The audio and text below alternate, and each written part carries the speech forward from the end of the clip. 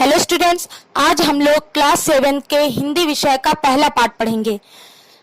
पाठ का नाम है तब याद तुम्हारी आती है। स्टूडेंट्स, ये बहुत ही सुंदर कविता है और इस कविता के कवि का नाम है राम नरेश तिवारी। स्टूडेंट्स, मैं आपको राम नरेश तिवारी के बारे में कुछ महत्वपूर्ण बातें बताऊंगी। आप उसे चाहे तो पेंसिल से नोट भी कर सकते हैं और जब मैं इस कविता का अर्थ बताऊंगी, इनके जो हार्ड वर्ड्स हैं, जो कठिन शब्द हैं, जब उनके अर्थ के बारे में बताऊंगी तो आप उसे भी नोट करते चलिएगा, जिससे आपको राम नरेश तिवारी के बारे में भी जो इम्पोर्टेंट पॉइंट्स हैं वो भी आपको याद हो जाएंगे और इसके जो कविता के जो हार्ड वर्ड्स हैं, जो कठिन शब्द हैं, उनके अर्थ भी आपको याद हो जाएंगे। ठीक है, तो चलिए स्टार्ट करते हैं। राम नरेश तिवारी का जन्म 1889 ईस्वी में यूपी में सुल्तानपुर के कोयलीपुर गांव में हुआ था। राम नरेश तिवारी का जन्म 1889 ईस्वी में यूपी में सुल्तानपुर के कोयलीपुर गांव में हुआ था। ये कवि होने के साथ साथ उपन्यासकार और आलोचक भी थे। इनकी कुछ महत्वपूर्ण कृतियां हैं, जैसे मिलन, पथिक, स्वप्न और मानसी। स्टूडेंट्स, इन्हें स्वप्न के लिए, इन्होंने जो स्वप्न लिखा है उसके लिए इनको हिंदुस्तान अकादमी का पुरस्कार भी मिला।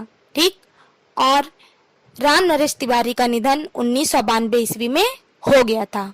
1992 ईस्वी में इनका निधन हो गया था। तो चलिए अब मैं कविता स्टार्ट करती हूँ। इसका अर्थ आप अच्छे से समझते चलिएगा और इसके हार्ड वर्ड जो कठिन शब्द हैं उनके अर्थ को भी पेंसिल से नोट करते चलिएगा। ठीक है। जब बहुत सुबह चिड़िया उठकर कुछ गीत खुशी के गाती हैं, कलियां दरवाजे खोल खोल जब झुरमुट से मुस्काती हैं। दरवाजे खोल खोल, इसका अर्थ है यहाँ पे बंद कलियों के खिलने से। जब कलियां खिलती हैं, खिल जाती हैं, उन्हीं को कहा गया है बंद कलियों के खिलने से। ठीक है। By opening the doors. झुरमुट, झुरमुट का अर्थ है पेड़ों या फिर लताओं का घना समूह, डेंस ग्रुप ऑफ ट्रीज। ठीक है, आगे की लाइन देखिए। खुशबू की लहरें जब घर से बाहर आ दौड़ लगाती हैं, हे जग के सृजनहार प्रभो तब याद तुम्हारी आती है। ठीक है, अब इसका अर्थ देखिए। जब बहुत सुबह चिड़िया उठकर। स्टूडेंट्स, इस कविता में प्रकृति के सौंदर्य रूप का वर्णन करते हुए ईश्वर से के बारे में बताया गया है कि ईश्वर ने ही इस प्रकृति के सुंदर रूप को बनाया है। जो प्रकृति इतनी सुंदर है, इसको ईश्वर ने बनाया है। और आप लोग जानते हैं कि जब हम लोग सुबह के टाइम उठते हैं, प्रातः काल मॉर्निंग के टाइम उठते के समय जब उठते हैं तो उस समय चारों ओर वातावरण कितना सुंदर दिखाई देता है। चारों ओर ऐसा लगता है जैसे चिड़िया खुशी के गीत गा रही हो, खुशी से चहचहा रही हो, और कलियां, जो कलियां होती हैं, ऐसा लगता है कि वो खिल उठी हो। पेड़ों लताओं का जो समूह होता है, कलियां, सब ऐसा लगता है सब खुशी से खिल उठे हों। और जो कलियों की खुशबू है, जो पेड़ों के जो फूल है उनकी जो खुशबू है, वो चारों ओर ऐसा लगता है दौड़ गई हो, चारों ओर खुशी की लहर दौड़ गई हो और वातावरण में कलियों की खुशबू चारों ओर फैल गई हो। वही बात यहाँ पे कही जा रही है। जब बहुत सुबह चिड़िया उठकर कुछ गीत खुशी के गाती हैं, कलियां दरवाजे खोल खोल जब झुरमुट से मुस्काती हैं।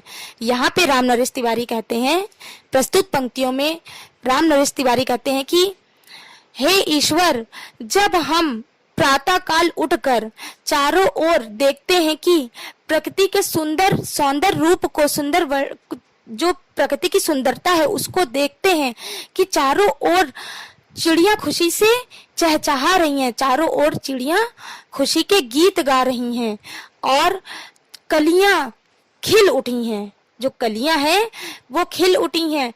पेड़ लताएं झूम रहे हैं, पेड़ों की लताएं झूम रही हैं, कलियां खिल उठी हैं और कलियों से की जो खुशबू है वो चारों ओर वातावरण में फैल गई है। उसकी जो खुशबू है, उसकी लहरें चारों ओर वातावरण में फैल गई है।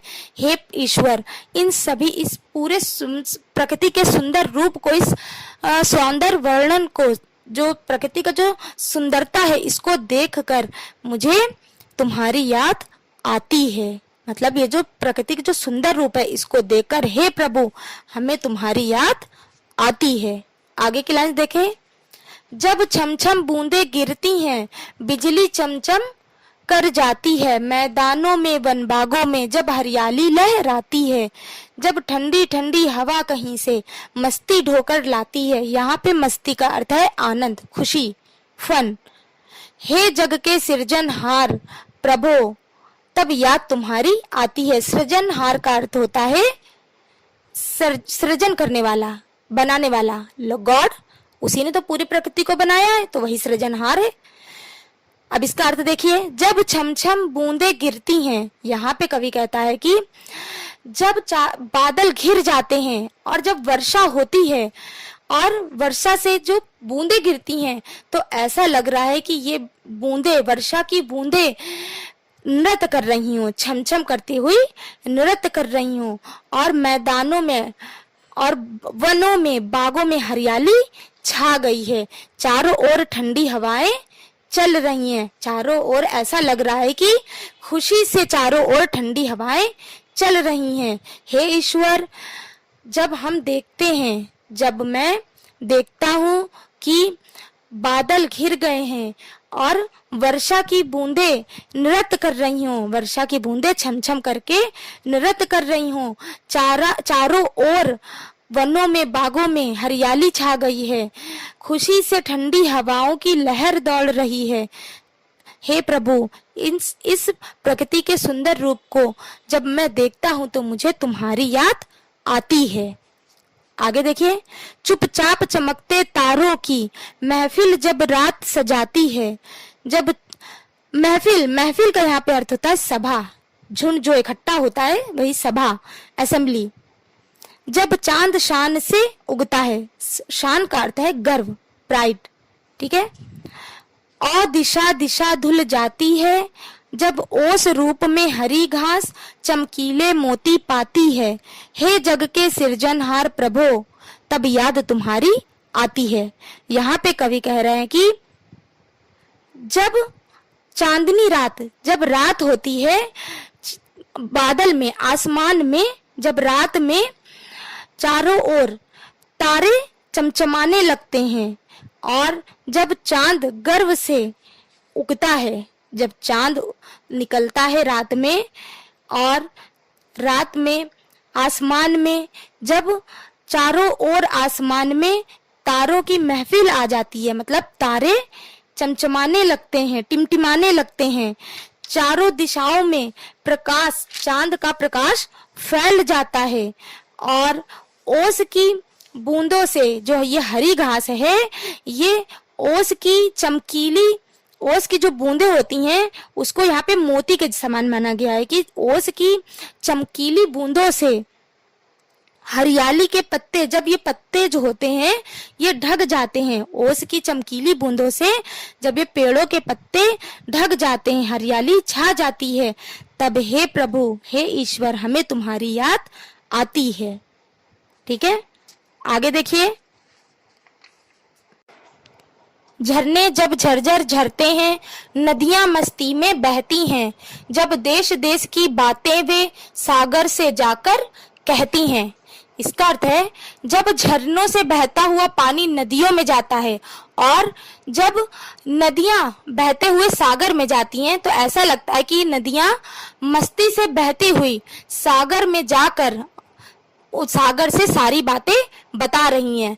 मतलब नदियां जिस जिस दिशाओं से बह बहकर आ रही हैं, जिस जिस देश से होकर आ रही हैं, वो उन देशों की बातें जाकर सागर से बता रही हैं। जब उतर चांदनी ऊपर से सागर में ज्वार उठाती है, यहाँ पे ज्वार का अर्थ है जब चांदनी रात में, जब समुद्र की लहरें ऊपर उठती हैं और नीचे जाती हैं। जब समुद्र की लहरें ऊपर उठती हैं तो ज्वार आता है, और जब समुद्र की लहरें नीचे जाती हैं तो जब उतरती हैं, समुद्र की लहरों का उतरना भाटा कहलाता है। समुद्र की लहरों का ऊपर उठना ज्वार कहलाता है और समुद्र की लहरों का उतरना भाटा कहलाता है, मीन्स टाइड। ठीक है, कह रहे हैं, यहाँ पे कह रहे हैं कि जब चांदनी रात में समुद्र की लहरें ऊपर उठती हैं तो तब ज्वार आता है, और जब वही लहरें जब उतरती हैं तब भाटा आता है। हे प्रभु, प्रकृति के इस सुंदर रूप को देखकर, इन सभी कार्यों को देखकर, इस प्रकृति की सुंदरता को देखकर, हे प्रभु, हे ईश्वर, हे सृजनहार, मुझे तुम्हारी याद आती है। ठीक है, तो स्टूडेंट्स यहाँ पे आपकी ये कविता पूरी होती है। अब मैं इस कविता से संबंधित कुछ प्रश्न बताऊंगी। पहला प्रश्न है, कलियां दरवाजे खोल खोल कर, कलियां दरवाजे खोल खोल कर क्या करती हैं? इसका उत्तर होगा, कलियां दरवाजे खोल खोल कर झुरमुट सा मुस्काती हैं। ठीक है, आगे जब मैंने कविता पढ़ी थी तब मैंने बताया था, कलियां दरवाजे खोल खोल कर मतलब जब कलियां खिलती हैं तो क्या होती हैं? मुस्काती हैं वो। वही उत्तर होगा यहाँ पे, कलियां दरवाजे खोल खोल कर झुरमुट सा मुस्काती हैं। दूसरा प्रश्न देखिए, रात को कौन सजाता है? तो इसका उत्तर होगा, महफिल रात को सजाती है। तीसरा प्रश्न देखिए, कौन चमकीले मोती पाती है और किस रूप में पाती है? इसका अर्थ होगा, ओस, ओस के रूप में हरी घास चमकीले मोती पाती है। मैंने पढ़ाया था कविता में कि चमकीले मोती के समान किसे कहा गया है? ओस को। तो ओस के रूप में ही हरी घास चमकीले मोती पाती है। ठीक है, आगे देखिए तीसरा प्रश्न। चौथा प्रश्न, नदियां किससे देश देश की बातें जाकर बताती हैं? तो इसका उत्तर होगा, नदियां सागर से देश देश की बातें जाकर बताती हैं। ठीक है, पांचवा प्रश्न देखिए, सागर में ज्वार कौन उठाता है? इसका उत्तर होगा, चांदनी सागर में ज्वार उठाता है।